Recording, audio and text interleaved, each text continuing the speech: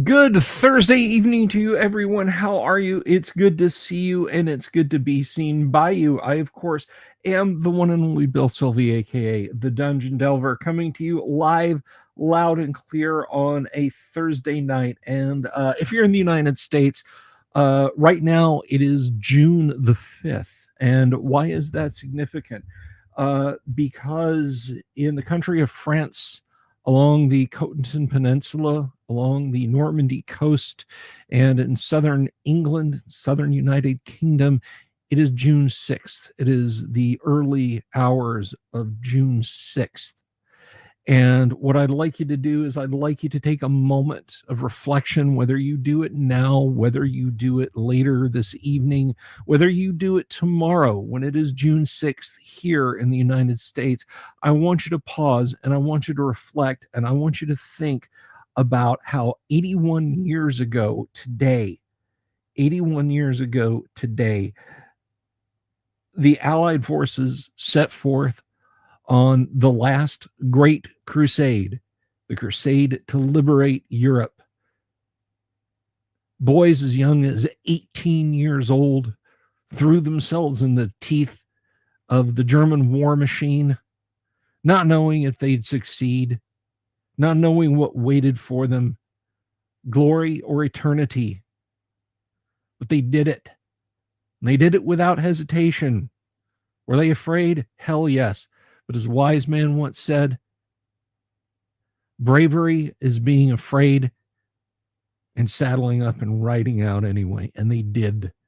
So I want you guys to think about that tonight. And I want you to think about that for the rest of tomorrow. I want you to give some consideration to that. And if you follow me on social media, whether it's on Facebook or whether it's over on X, I've been posting a timeline of events as they happened at the correct times in France.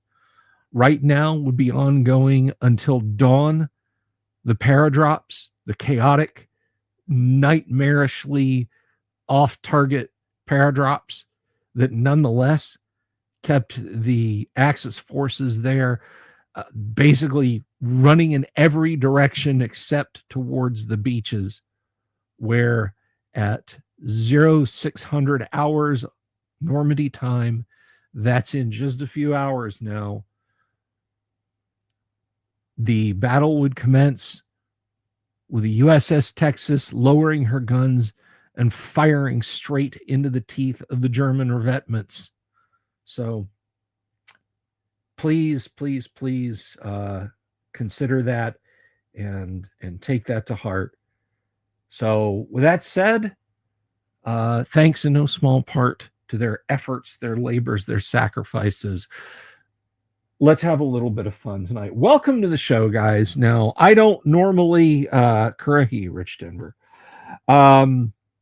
I don't focus much on history unless it's the history of Dungeons and Dragons here on the channel. So if you're new to this, if you're new to what we do around here, if you haven't already, folks, if you haven't done this yet, would you do me a favor, do me a solid favor, and click the subscribe button and click the bell icon for notifications, and then you can find out about all the stuff that we like to do around here to have fun. Our live streams, our newsy videos, our shorts. I'm going to be doing more YouTube shorts. So I guess I should do the overly dramatic YouTuber T-pose and say, folks, we're still shadow banned by the YouTube algorithm. Click subscribe and let people know about the channel. Shadow banned by the YouTube algorithm. Nobody knows who I am.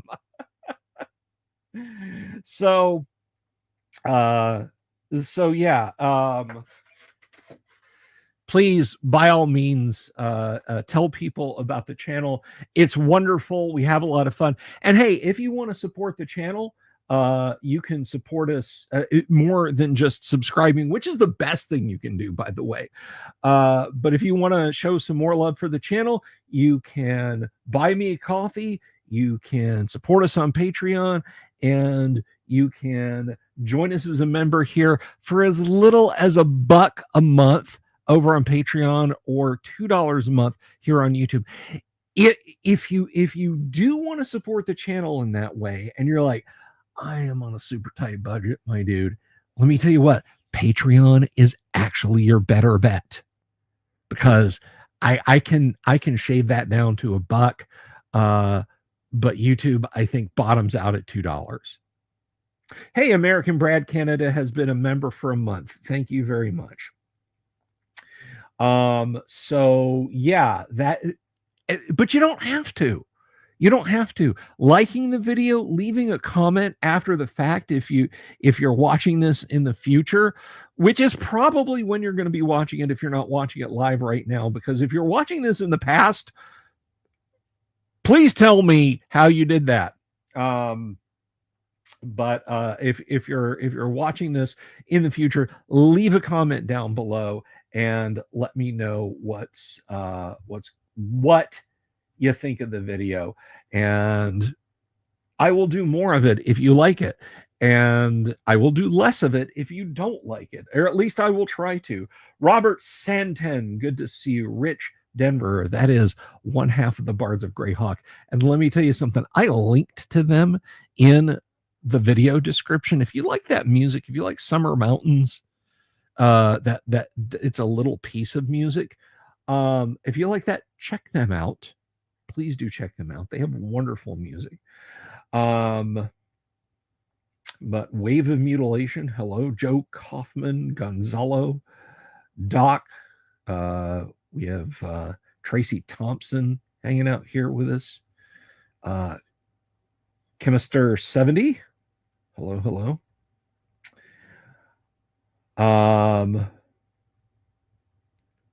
Damien X247, if I didn't already say that. But welcome everybody. Tonight's show, yes, we have a sponsor. Tonight's show is brought to you by me.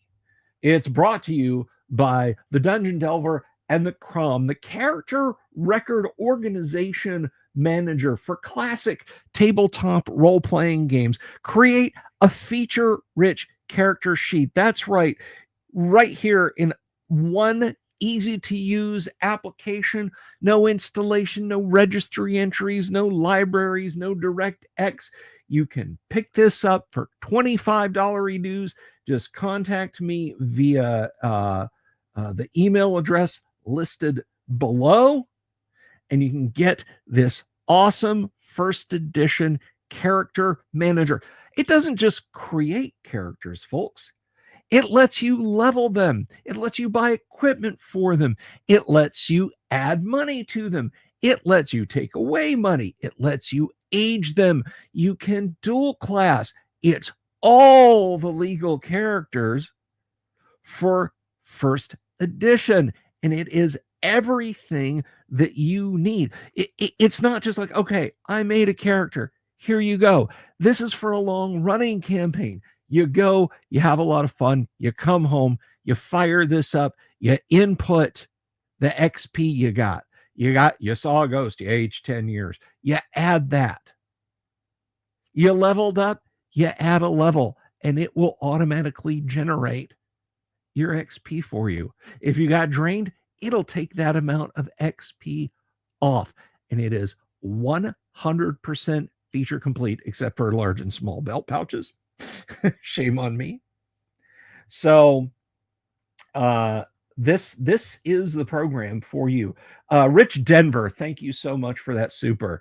All hail Bards of Greyhawk. Thank you, brother. I really appreciate that. So please, folks, if you only purchase one classic TTRPG character generator that runs in a beautiful terminal window and will give you all of these rich features. Let's see. Let's load up Selwyn, and you guys can see that. Look at that. Look at that glorious character right there, guys. Stats are all laid out. Look at this. He's a half-elf male cleric fighter magic user. 9 hit points. Look at all of his loot. Oh, he's slowed though. There's his spells, magic user and cleric both. Here's his turn undead, and we can level him up. We can add XP. We can drain XP. We can change his stats. Did you find a tome or a librum in the dungeon? Good for you, because we can change the stats and everything will adjust accordingly. Have a change of heart, change alignment, add some money, sell gems at 20% less than list as is laid out, in the rules. If they're humans, you can begin dual classing. Did you forget to pick up a weapon proficiency, or did you just level and get more weapons proficiencies? You can pick one now. You can purchase gear. There's the aging tool, and you can save this modified character right there. And our save methods, let me just show you. We have a rich pair of options. You can save as text, or you can save in HTML. Guys, for 25 bucks, you're not going to do better to find a classic TTRPG tool quite like that. So if that's something you like, if that's something you're interested in, you reach out to me and we'll get you hooked up. All right, guys, that's enough for the plugs tonight. We're gonna jump into it. Wave of Mutilation, I absolutely love that. He fought that whole war and then came home and started Mr. Bungle and Faith No More. Incredible. Yes.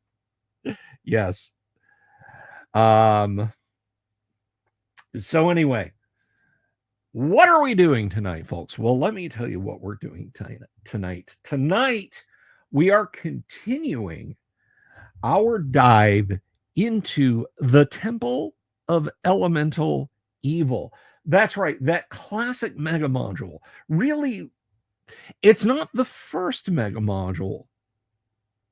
That particular honor goes to G1, G2, G3. But this one was a step beyond, because the information in Temple of Elemental Evil, other than the village of Hamlet, T1, was previously unseen. So Gary dove right into the deep end. Well, I should say that Frank Mincer kind of pushed him. Gary was very busy at the time that this module needed to be done. So, and I'm ambivalent about this. I've talked about it before. I don't want to get too into the weeds. But Gary gave the editing over to Frank Mincer for a lot of this, which is how we ended up with, instead of elemental evil being fundamental or universal or foundational evil, it turned into angry hot, angry wet, angry dirt, angry wind. So, and Cooperative Waffles, good to see you again, watching from the past at 1.5 times speed.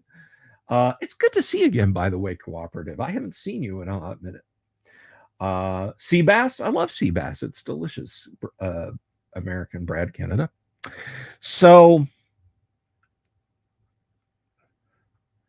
let's go ahead and jump into this. Now, as I have said before, we are not going to do a whole thing where we're going to I'm going to look at every single encounter and every single page and that sort of thing. It would take us months to go through this module.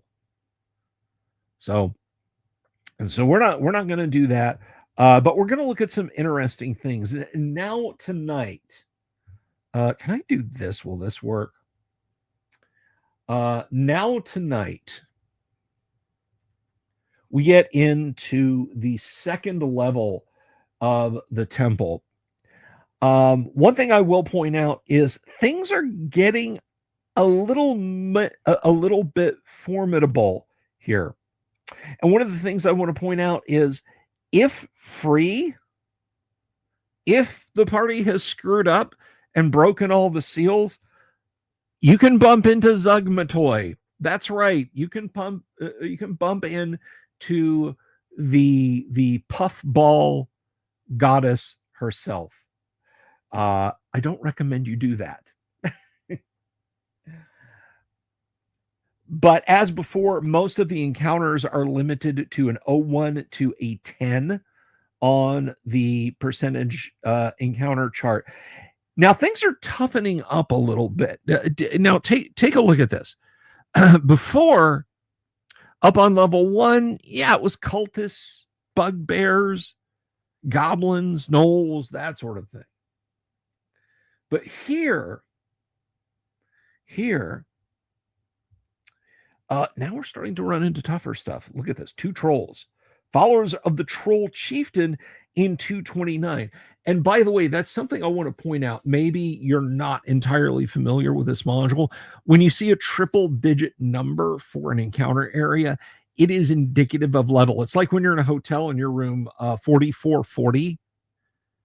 You're in the 440th room on the 4th floor, not in the 4000th room in the hotel. So here we have, it refers to area 229, area 29, 2nd level. It did wave. It did. We missed you, buddy. We missed you there. So we first run into something really cool here. A 5-headed hydra. So we have a pentahydra.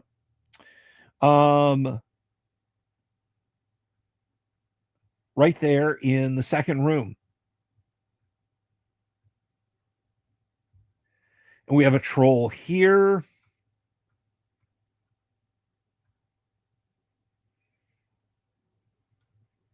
And we start to encounter a lot more of the temple's adherents.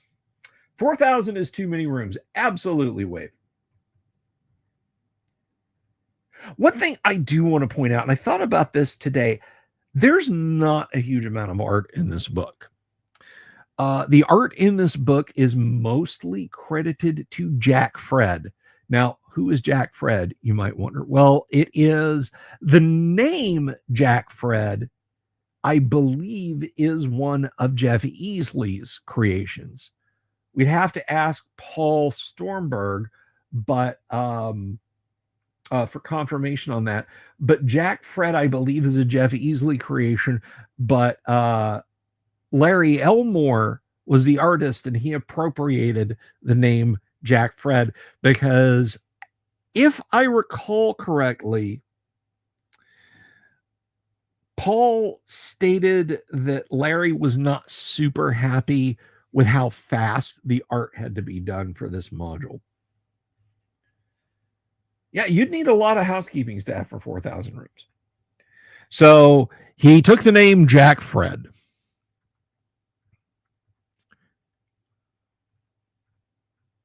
So we have some interesting rooms. I'm always about stopping and talking about secret rooms. There's some werewolves here in this one.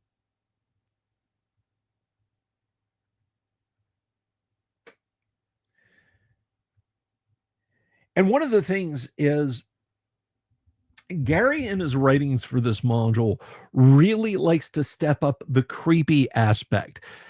You play some modules or parts of some modules, and Gary's leaning very heavy into the adventuresome aspect of it. Not so everywhere in the Temple of Elemental Evil. And it kind of follows along with some of the areas you can encounter even in G1 and definitely in WG4, Forgotten Temple of Tharizdun. Because, and you should understand this, all of those things, they tie together here. There's worse stuff than orcs and goblins in Gary's Greyhawk.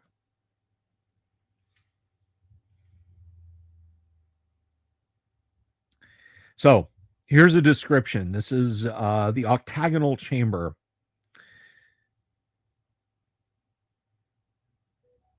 Illumination in this large octagonal room seems to come from everywhere. Ceiling, walls, floor, a milky radiance which gives a dim and eerie glow to the whole scene. The floor of this place is 15 feet below the level of the normal dungeon floor, with short, broad stairways leading to it. The ceiling vaults to a height of 40 feet. The walls and floor of the room are of polished gray stone with whorls of glittering mica. The floor is partially obscured by swirling, eddying, softly glowing mist. In the center of this area is a great pierced square of bronze, 10 feet on a side. A dome is pierced in the northern ceiling, a circular shaft some 20 feet wide opening directly over a pit of the same diameter and 5 feet depth. Immediately to the south of the pit is a block of alabaster 2 feet wide, 4 feet high, and 8 feet long. Atop it are 2 knives and a bowl of finest crystal. Ranking the pit are 2 crystal braziers suspended from tripods by chains of silver. Each emits a faint, sickly, sweet, perfumed smoke. The door to the north are bronze, sealed with iron, chained, barred, and bearing a warning inscription in runes of some sort. And all kinds of stuff can go wrong here.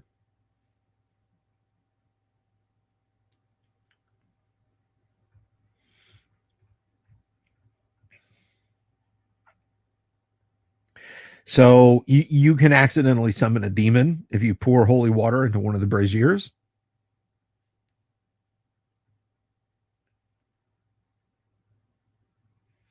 And the doors here, remember, the doors with their antipathy, that's not there to try and keep adventurers away. I mean, it kind of is.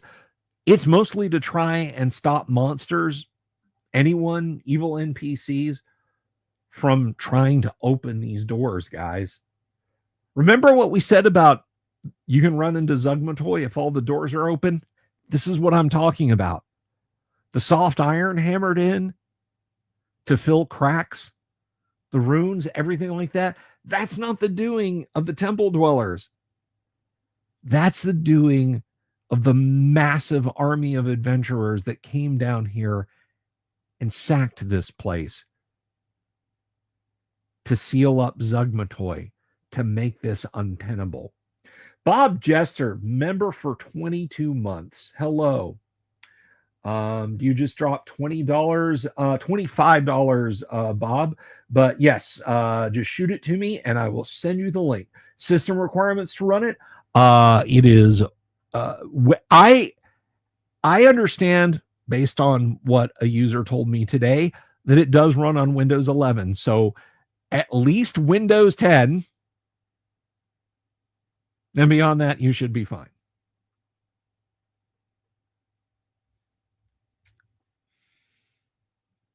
So yeah, this is bad. And of course, we have the Temple of Fire. This is actually the fire level.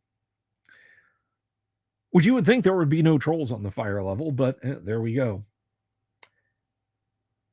HTML, I mean, if you're asking if it saves in HTML, it does, but that's not what it's written in.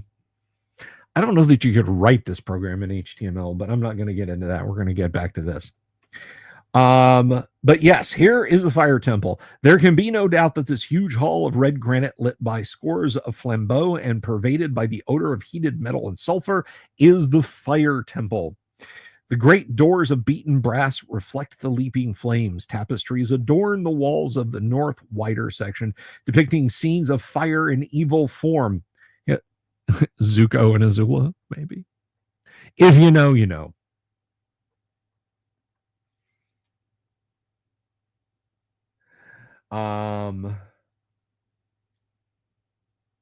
Despite the many torches and flaming cressets, the air seems to carry motes of rust-colored luminescence, and the streaks of blue and mica flakes in the polished granite walls appear to leap and dance as if flames caught within the rock. A brass tube 20 feet long and 2 inches in diameter is suspended from the ceiling by chains of the same metal. Just to the north of it is a shallow fire pit, and to either side of the tube are low stands of brass, upon which are many blocks of charcoal. To either hand, east and west beyond the line of pillars, are great copper cauldrons flanking the main area of the temple. Before each such vessel is an octagonal brass table. On each table are 16 bowls and a copper dipper.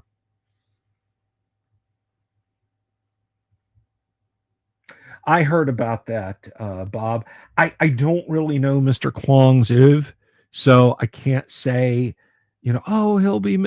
I mean, I loved him in Big Trouble in Little China. Okay, but that is literally all I know him from, so I can't really, you know, any. What is for whom the bell tolls by dawn, the loss of any part of me lessens me, I think is the essence of it. So our thoughts go out to his family. All right, continue. If the southern main temple is entered, a glance into the huge pots finds them filled with some sort of glowing amber liquid. At the fireball, it's fireball whiskey, guys. At the south end of the temple stands a translucent block of golden apatite, 3 feet wide and high and 9 feet long. Skulls grin from its side, their forms inlaid with hammered gold. Atop the altar is an 8-pointed fire symbol set in wrought gold. Before this altar is a fire pit of diamond shape, 10 feet long, north, south, and 8 feet broad. It appears to be several feet deep, and its bottom is covered with glowing hot coals. Tiny forms seem to cavort atop these coals, perhaps small denizens of the elemental fire plane. If a block of charcoal incense is placed in the fire pit, it instantly bursts aflame, and the tube, a great bell, sounds loudly, calling the priests and indicating that faithful worshippers wish to sacrifice to the elemental evil of fire. Priests in Area 205 certainly respond to the noise, if still alive. And the wrought gold can be pried off the skulls, of course, because players are going to say, gold, you say? Anyone entering the deep fire pit by the altar takes 4 to 24 points of fire damage each round, minimum 1 to 6 for even a touch, unless magically protected. No saving throw. With magical protection, intruder takes no damage first round and only 1 to 6 per round thereafter. Again, however, with no saving throw. Items placed within the fire must be saved for each round and versus fireball rather than normal fire due to the intensity of the heat. So come on, jump in the fire.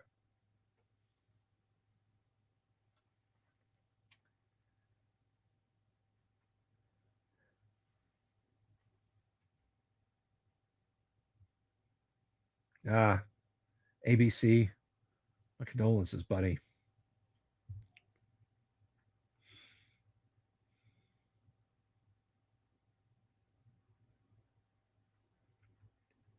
So there's a lot of fire stuff going on here.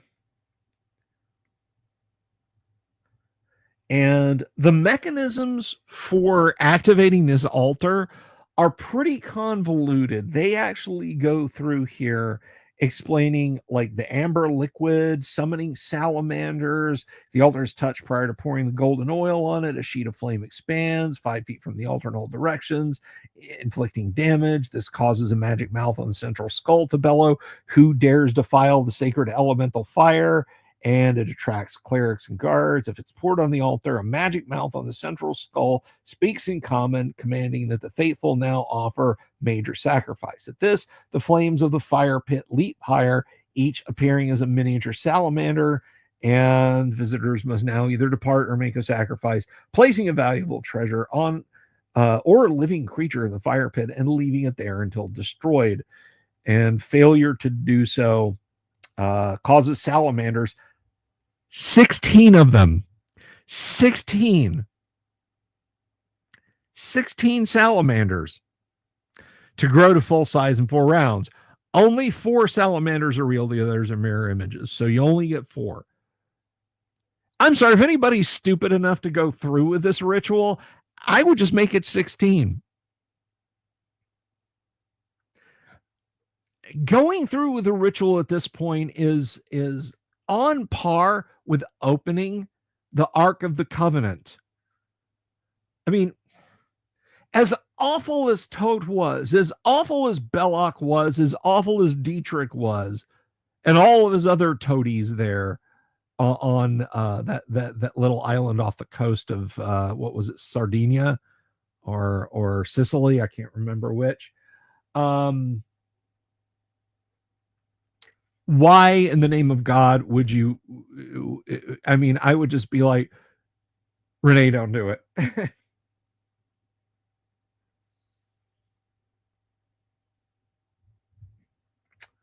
But anyway, moving right along. Don't do it. Don't mess with it.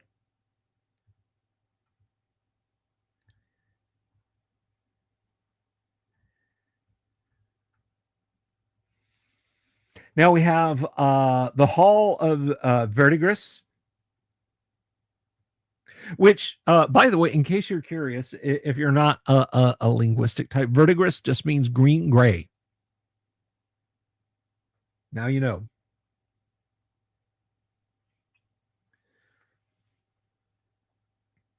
Yes, Doc, it is exactly like diving into the mouth of a Sararak.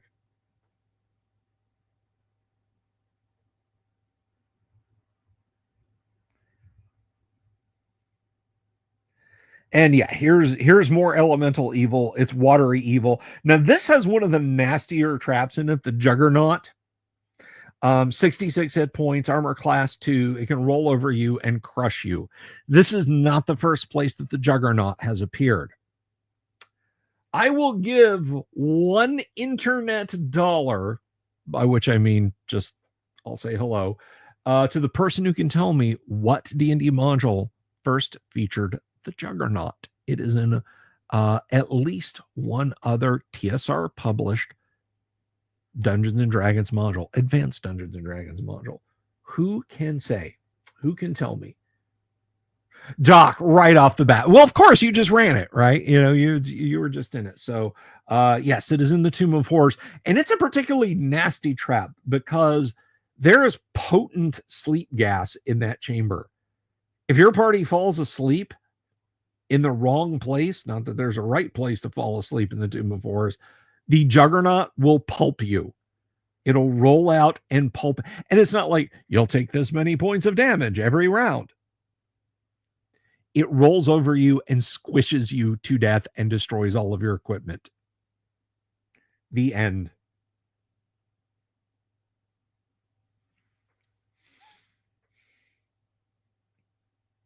We have a lounge.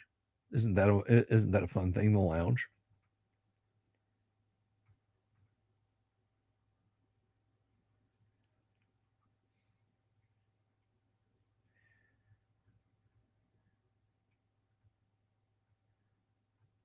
So let's see.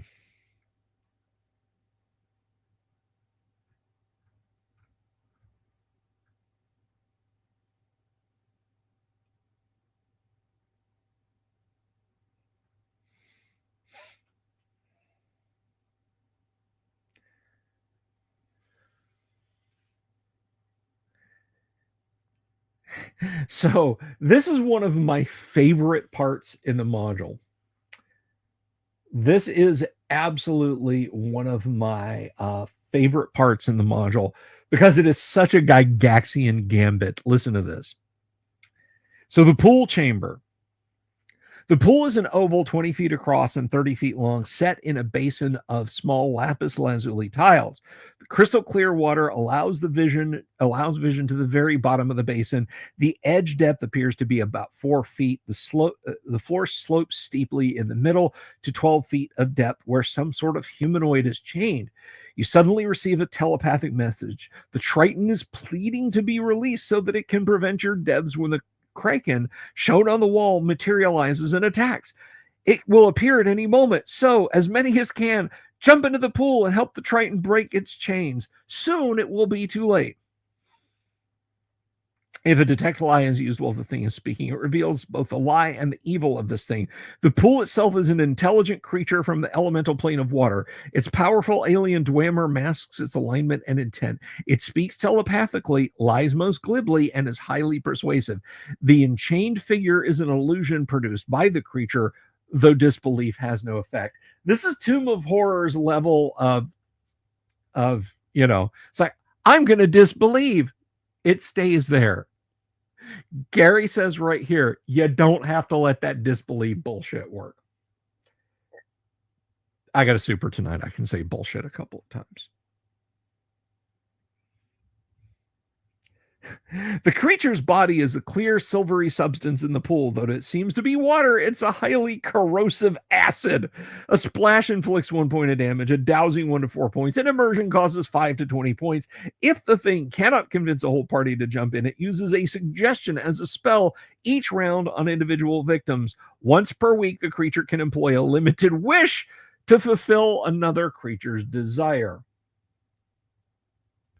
If a magic item enters the pool, it must be saved for versus acid or be destroyed. A new saving throw must be made for each turn or fraction thereof. The monster feeds on energy of both life and magic, and when it destroys a magic item, it gains any spell or spell-like powers of the items. Dungeon Masters, if you take nothing else away from the Temple of Elemental Evil, take this monster along with you.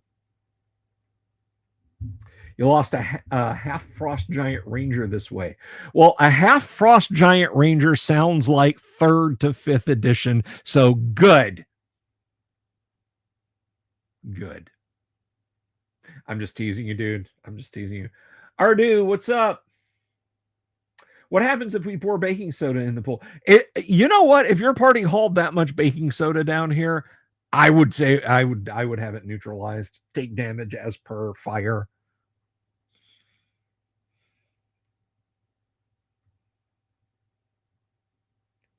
The thing has 100 hit points but cannot be damaged by blows or most spells.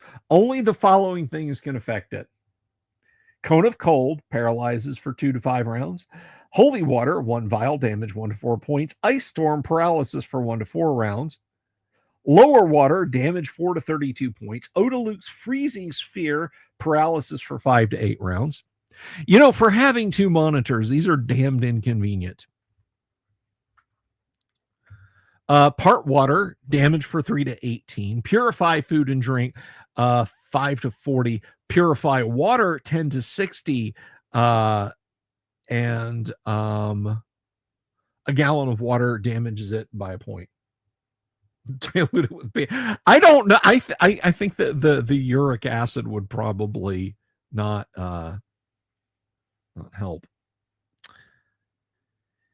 If the pool creature is slain, it's worth 8,950 XP. The crystal dome shatters, inflicting 1 to 12 points of damage on each creature in the room. No saving throws.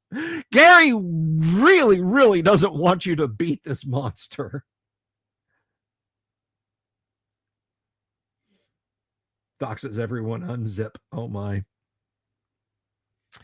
Let's see. The basin shatters. If more than 4 turns are spent searching through the remains, 1 to 8 pieces of value are found each turn thereafter to a maximum of 4 turns, 4 to 32 pieces. Base value 1,000 gold pieces each, maximum of 5,000. Count each piece found as 100 gold piece weight, 500 gold piece volume. If the crystals from the dome are examined, a coral scroll case is found. It contains a parchment with the following message. On 3 and 6 lies 9, but none shall ever see. Vile good cloaked by fair evil for eternity. Will you answer, answerer? Where is your power, pray? With the whelp of Mitric, and there until doomsday. So very, very interesting. And this is truly a Gygaxian gambit here, guys. A cryptic hint, possibly treasure, definitely danger. Do you believe in the Triton or not? Will it use the limited wish to get the party to do what it wants? This encounter should be handled. Read over this encounter, mull it over on how you want it to play out as a DM. If your players stick around and they accept the gambit, don't just run this like it's written and be like, oh yeah, this is and you stumble over yourself. Ardu asks, any thoughts on Castles and Crusades? Well, I play tested it, so I kind of like it. Here's my thing with Castles and Crusades. Castles and Crusades came along at a time when there were two options, well, three options to people who wanted to play first edition AD&D. Find books somewhere. Now, this was both good and bad. It was good because Gary was still with us.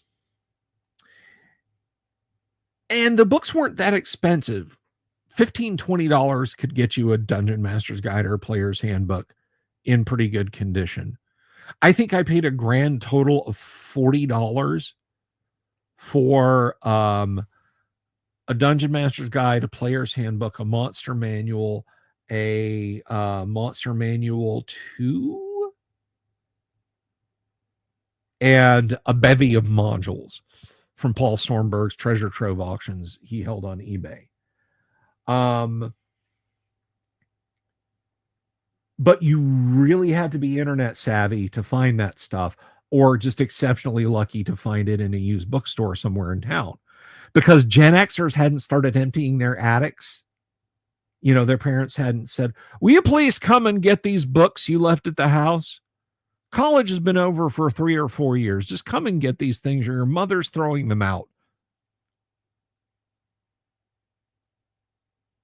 So things, you know, things hadn't quite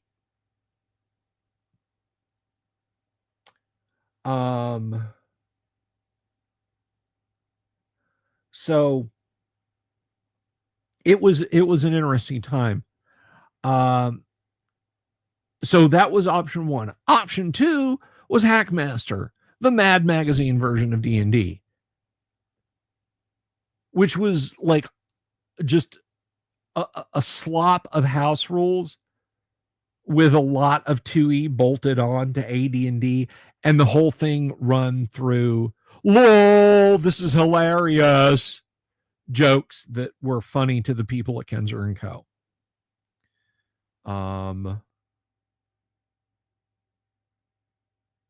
And finally, Castles and Crusades.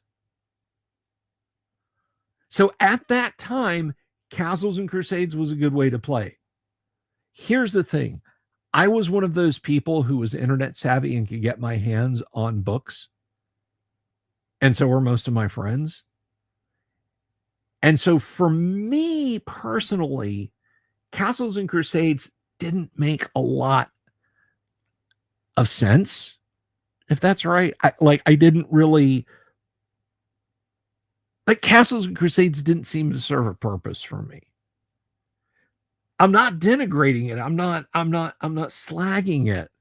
I'm just saying I already had first edition AD&D. I was like, oh, well, you can play AD&D modules with Castles and Crusades. Okay, I don't like ascending armor classes. Well, just flip the armor classes. I don't like the primes. Well, don't use the prime system. Use the primary requisite system of AD&D. All right, well, I don't like the 3 saves. Well, use AD&D saves. Congratulations, I literally have AD&D now. If I'm gonna modify any game to the point where it gets me in my comfort zone of AD&D, I'll just play AD&D, and that's kind of where I was with the Castles and Crusades. With that said, I developed for it.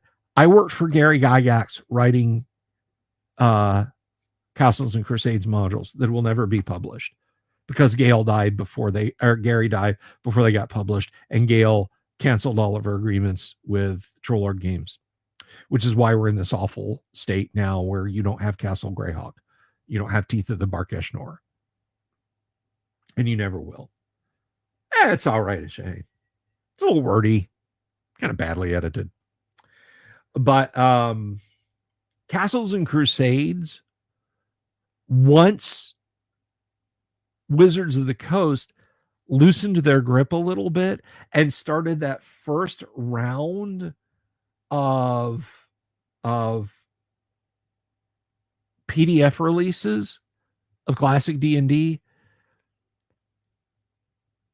even though back then you'd have to have them print and bound yourself versus now when they have them on print on demand. For me at that point, there was no points. There was no point in playing Castles and Crusades for me. It's a fine game. There's a lot going on behind the scenes there, Ardu, and it like we would be here a long time tonight just talking about Gail, TLG, and Luke and family and business relations that are very ugly. Suffice to say, nobody, including me, knows everything that's going on. Yes, Castles and Crusades, Castle Zagig will eventually be released, which is nice for Jeff Talanian. I'm glad. Teeth of the Barkesh-Nor will never be released, which makes me sad, but there's nothing I can do about it.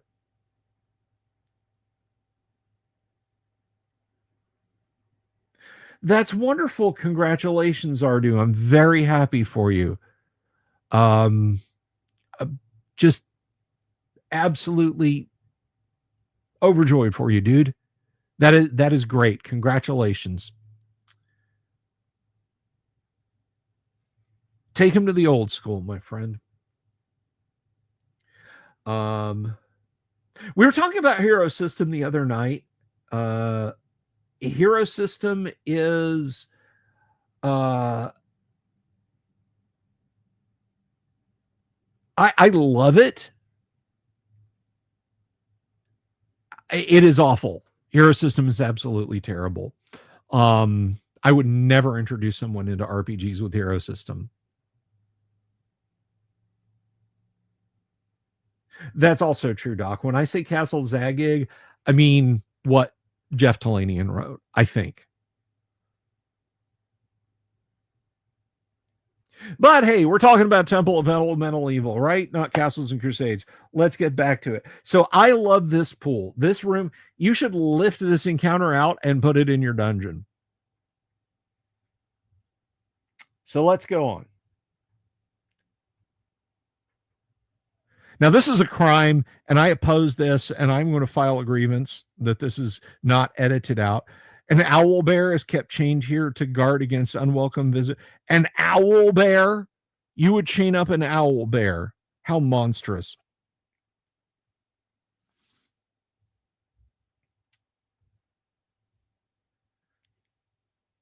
So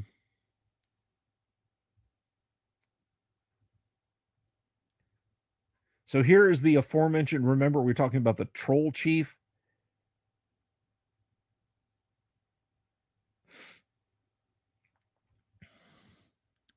There's a side room. There's another particularly wonderful. Oh no, that's okay, Ardu. I am just. I think it's wonderful that you're doing that. I really do. That's great. And by the way, guys, Ardu RPG has a YouTube channel here. It's in Portuguese, but hey, there's auto translate. So if you want to see some cool RPG content, but you got to, maybe put on some music and turn on the subtitles. Or maybe you want to learn Portuguese and you think learning about RPGs while you learn Portuguese is a good thing. Go subscribe to his channel. Check it out.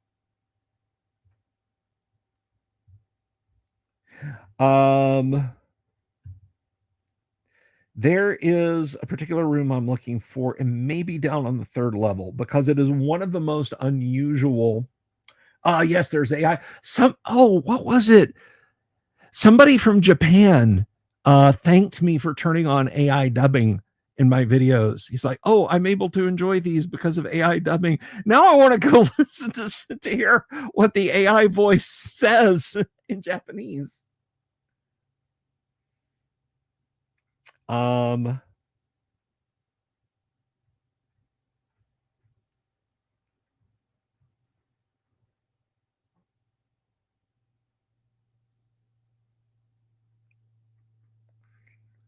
So there's some captives here in the water temple.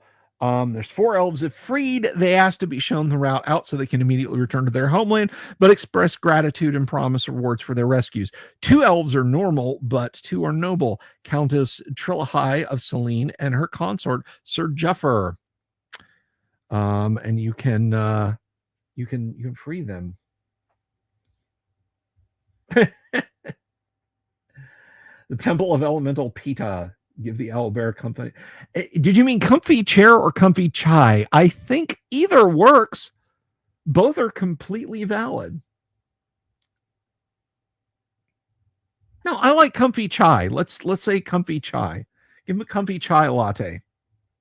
That's what we're going to do. Are you listening to me in AI right now, Ardu? Am I being AI overdubbed live? I can only wonder what I would sound like in Portuguese. The Cell of the Fire Temple. It's a brigand. It's just a bad. It's like, oh, we freed the elves. And these are just chaotic evil brigands.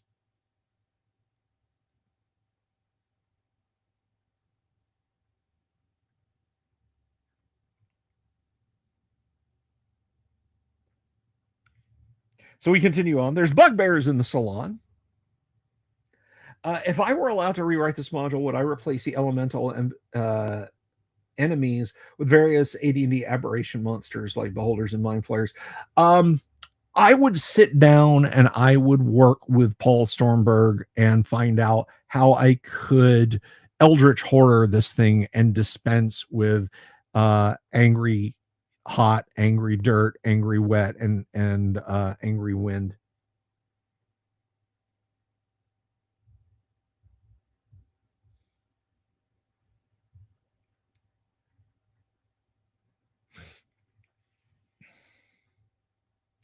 So more treasure rooms, more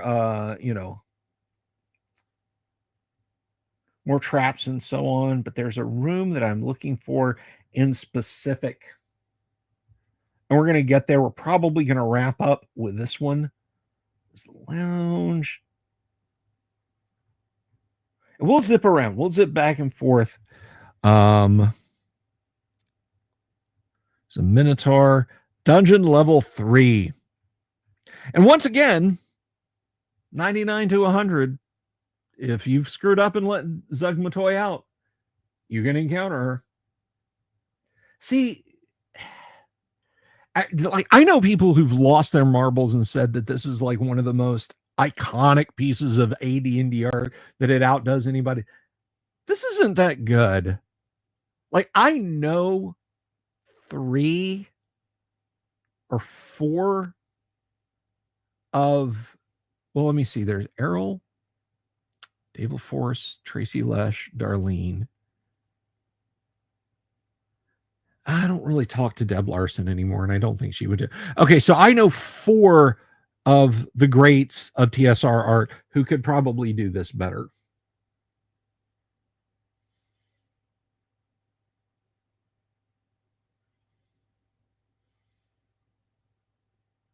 So, this is not peak Dungeons and Dragons art to me.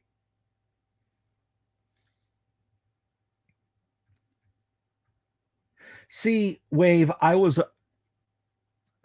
there are. Look, I'm not those guys did not skip chest day.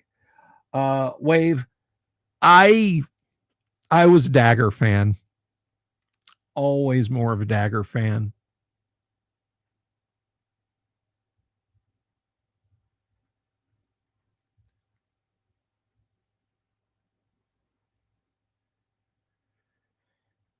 So let's see. So we're on level 3.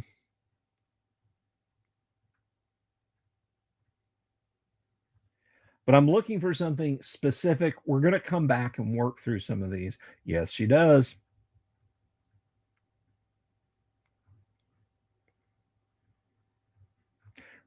See, but we're running into Fire Giant, Rakshasha, Manticore, Ogre Mage, White.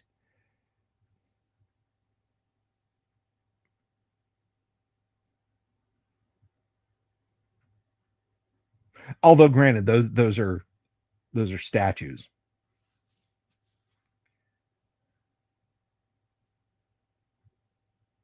Yes, American Brad Canada, as within Clogan.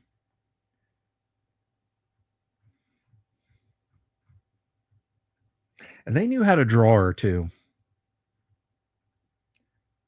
You know, the current crop of Marvel artists would make her, 45 pounds overweight and put her in sackcloth.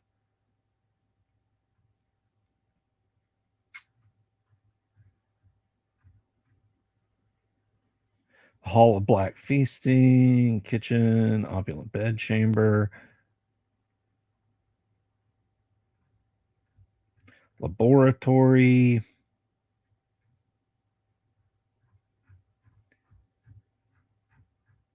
I think we're coming close to the place that I want to be. Here we are. This is another great Gygaxian gambit. Yes, Tracy, you're absolutely right. He could do better thumbnails than that.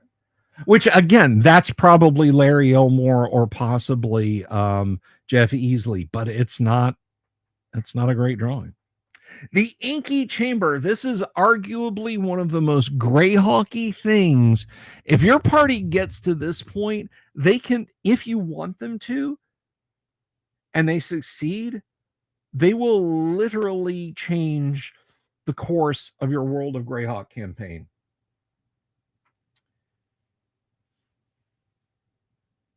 So here we go. Inky chamber. This bare hexagonal room is dusty, cobwebbed, and forgotten.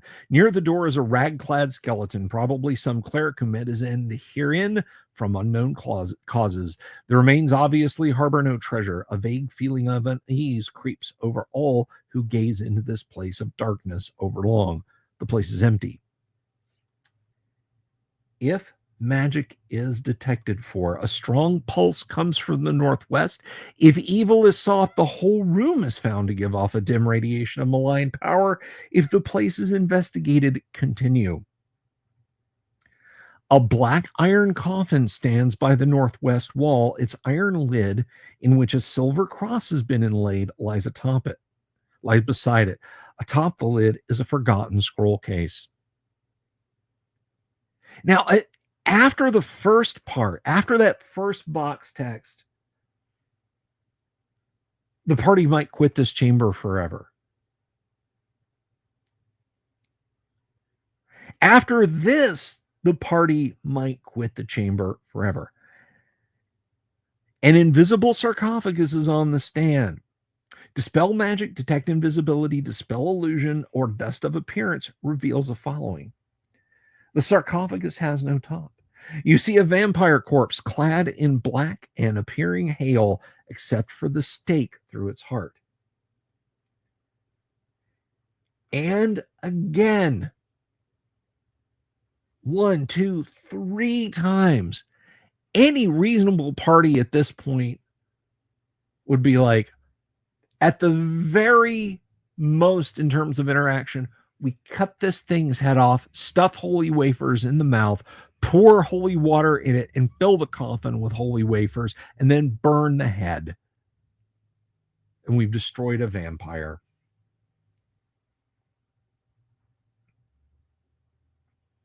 But this is an illusion. A gem of seeing, true seeing, or similar effect reveals the true occupant. Similar magic also reveals that the silver cross in the coffin lid is a magic broadsword. Fragarak fully described in Appendix C. The scroll tube contains 2 scraps of parchment. One is a scroll of 2 magic user spells, both strength. The other is a message. Let the good ones use their newfound strength to seal in the horror of darkness, to prove their faithfulness to right and justice. We who wrote this lacked the power to do so.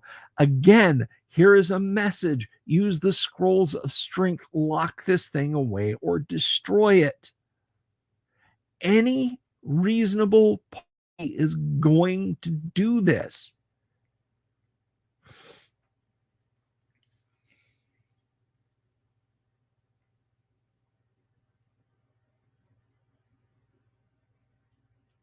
So let's go on.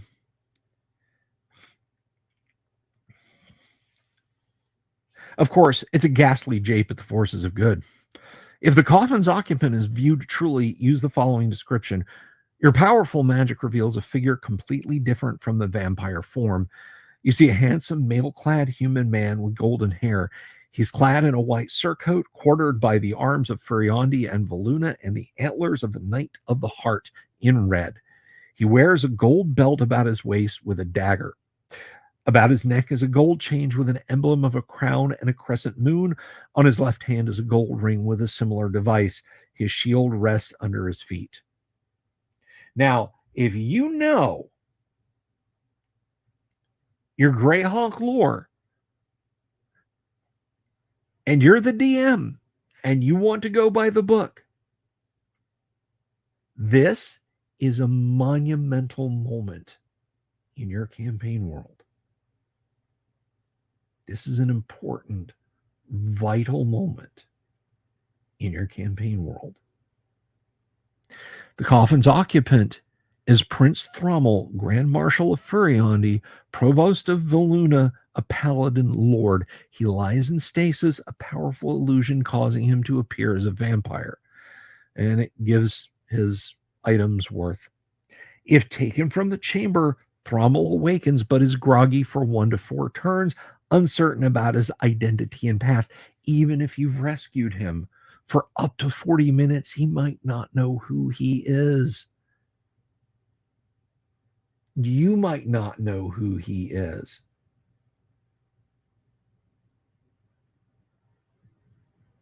He regains his faculties thereafter, becoming cautious, circumspect, and taciturn. If the broadsword Fragarac is in his sight, he simply speaks and it comes to his hand. If it was left behind, he is not aware of its location, but asks if he was wearing one when found or whether one was nearby. In any event, he asks to be accompanied to the surface. Once there, he asks for a horse, claiming urgent business elsewhere. If any one character is exceptionally good to him, he gives that person his medallion as a gift. Anyone more than normally polite and helpful to him receives his ring. Thrommel then rides off. All of Thrommel's rescuers are later sought out by a strong party of humans and elves, including clerics, magic users, fighters, and men-at-arms, some 5 to 8 weeks later. These persons ask the characters to accompany them to Mitric, chief city of Voluna, where Thrommel is pledging himself to her noble ladyship, Jolene of Voluna. At this ceremony, each character is knighted if a fighter or made an elder of the land for all other classes. Each is entitled to wear the silver star badge of Voluna and the gold crown badge of Furiondi. In addition, each receives a potion of extra healing, a ring of protection +1, and 2,000 platinum pieces. That's 10,000 gold, boys and girls. The most helpful character given Thrommel's medallion is granted one of the following applicable to the class: a book of 12 first-level magic user spells, a necklace of prayer beads, a shield +1, or a bag of holding 500 pounds capacity, 5,000 gold pieces. The second most helpful rescuer, holder of the ring, receives a warhorse appropriate to the class. If any character recovered the broadsword Fragarac and was gladly willing to allow or help Thrommel to regain it, that person receives the broadsword Scather, also described in Appendix C, from Prince Thrommel. All rescuers are also honored by those who rule Furiondi and Voluna.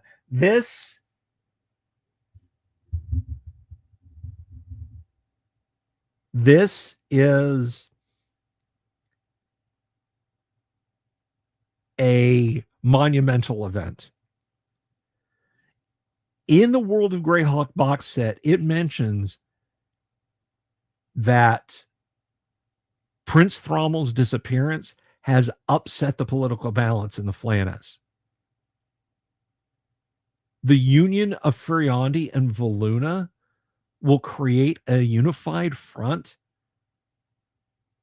that can help stave off the Bandit Kingdom's Ayus.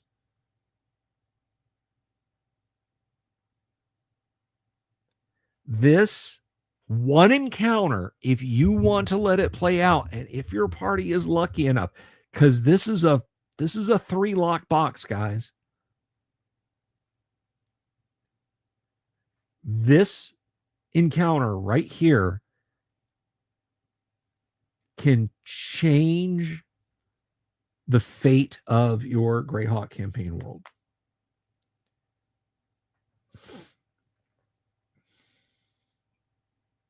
Now, Gonzalo brings up a good point here. I have to say, I can't see any party even getting this far unless the players have been through it already several times. Yeah. Look at the previous gambit.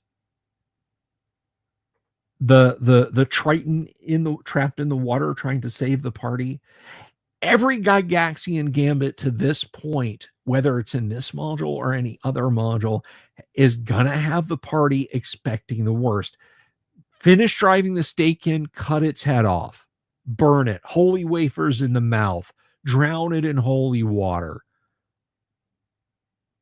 or at the very least seal its coffin forever, wall it up, cast transmute rock to mud and sink it into the floor, and then hit it with dispel magic and leave it trapped forever.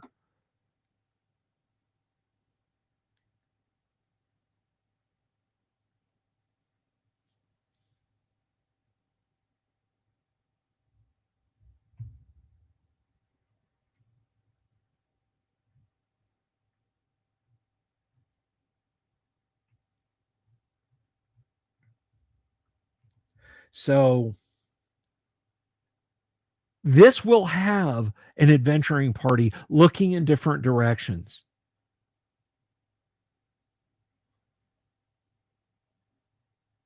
This is not going to be an easy get for the party. This is not, we found a secret door and there was the ancient bones of an adventurer. We found a potion of healing and a dagger +1 and boots of elvenkind. This isn't even, answer these riddles 3 and you'll receive a gem of 500 gold pieces.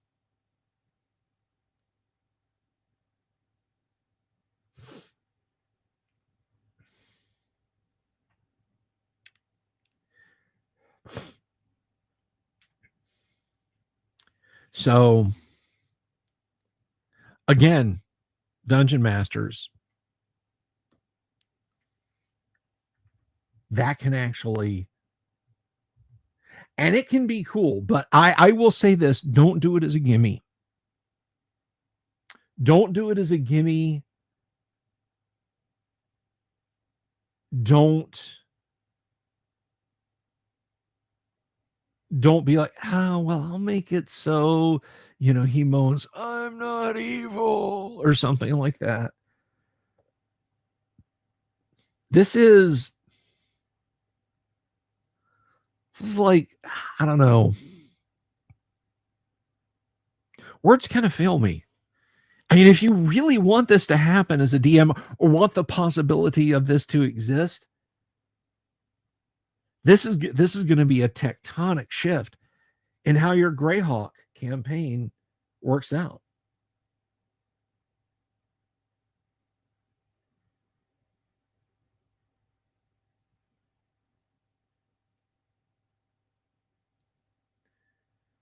So that is one of my favorite parts, one of my favorite gambits in Temple of Elemental Evil. We're gonna scroll around. We're gonna be looking at some more stuff. It is an awesome event for everyone, players and DM alike. Absolutely.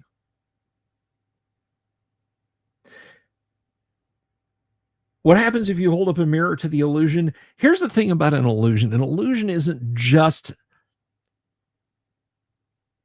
photons making up something that you see. It impinges on your mind. It is a belief that impinges on your mind.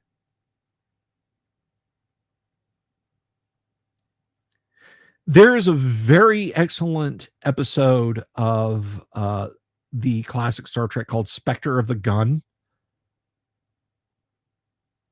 And they're basically Spock, McCoy, Sulu, and Chekhov.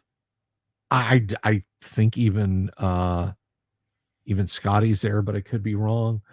No, that's not actually Robillard. they wind up on an Old West planet, except it's very surreal.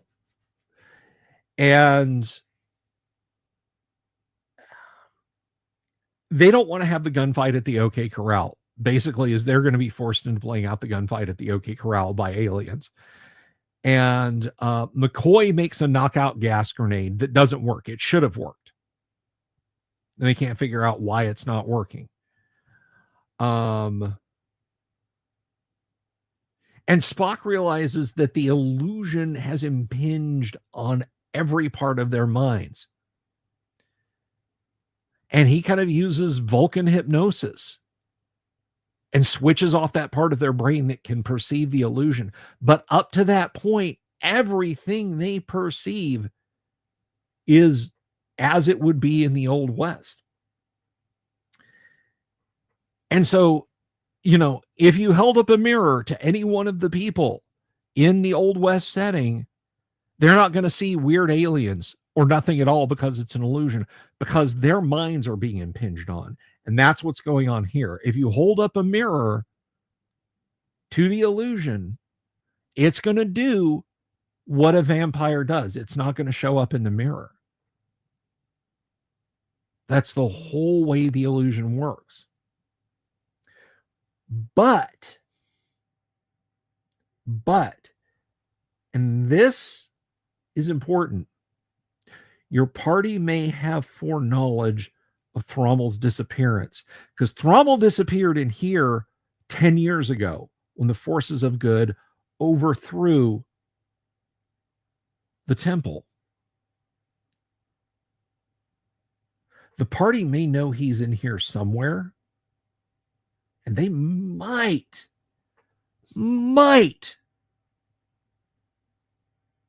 be able to piece it together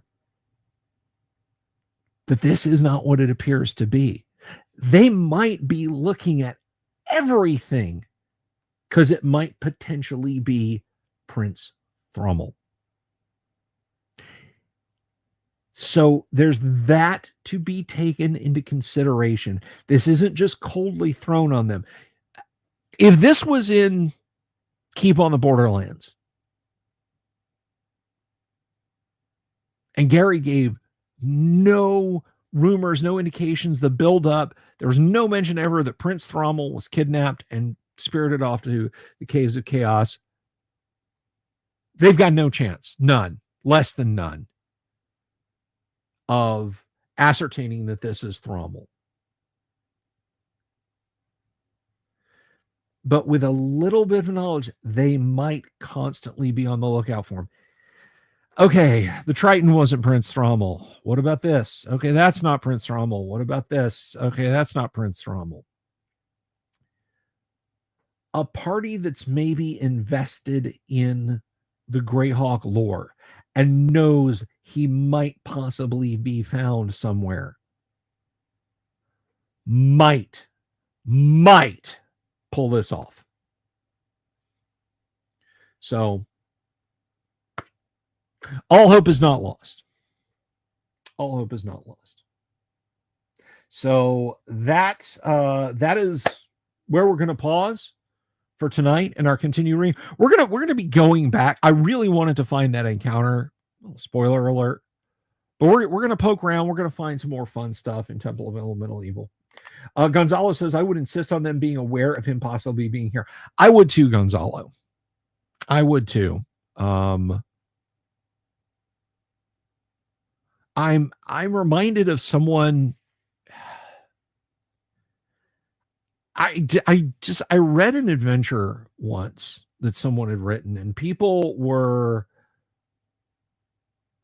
just gushing about this thing. And there was a very important NPC that they would meet who was, I think it was Bahamut. He doesn't interact with the party.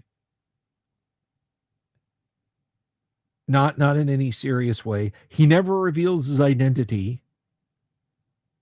The party would have to stop him, shake him down, and demand to know if he's the Platinum Dragon in disguise. Which, I mean, that's schizo, right? That's like me going across the street to my neighbor's house and knocking on the door and saying, have you got a nuclear weapon in here? I want to know. Let me look. Why would I do that? Why wouldn't my neighbor let me in? Why would my neighbor have a nuclear weapon? You know, it's like, what are the odds any of those things are true?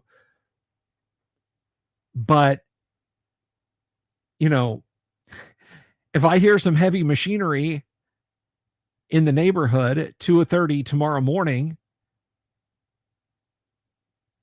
and I get up the next morning and my neighbor's house is there, but there's a razor wire top chain link fence around it that says, United States Air Force, do not enter. There's freshly turned earth and signs saying, keep back, blast radius. I've got reason to believe. Yeah, there's a 2% chance. Yeah, Damien, you're right. There's a 2% chance. There's practically like a 68% chance they'll have meth, but at that point I can believe, and that is Gonzalo's. They should be given some indication. I think it is absolutely fair for the DM, even if he never does anything with this encounter, to give them any indication to say, oh, and by the way, Prince Thrommel disappeared when the temple was overthrown. Or however they want to present it. Especially if you're going to run a World of Greyhawk setting. I think it does. I think it does everyone some good. Listen, thank you everybody for being here tonight. I really, really do appreciate it.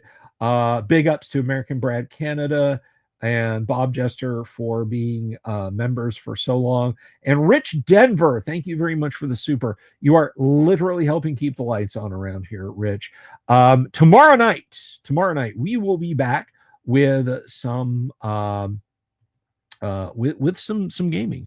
We're going to be playing some Gamma World tomorrow night, where we'll have Kevin, we'll have Dooms, we'll have Kanik, and we'll have Yang Enzel and Timothy M. Holt. You should absolutely come and hang out and see if I can irradiate them to death, because that's always hilarious. But hey, even if you don't make it, guys, I do appreciate you hanging out tonight. And listen, don't chain up your owl bears. Please don't do that. Don't make them be your watchdogs. If you're cold, they're cold. Bring them in. Peace. Good night. Love you all. Have you seen my owl bear?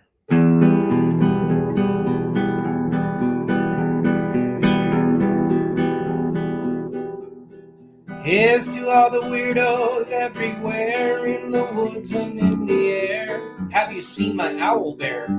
Should I shave off all my hair? Bobs are all around, some live in tunnels underground. Some are fat, some are rich, some are sleeping in a ditch.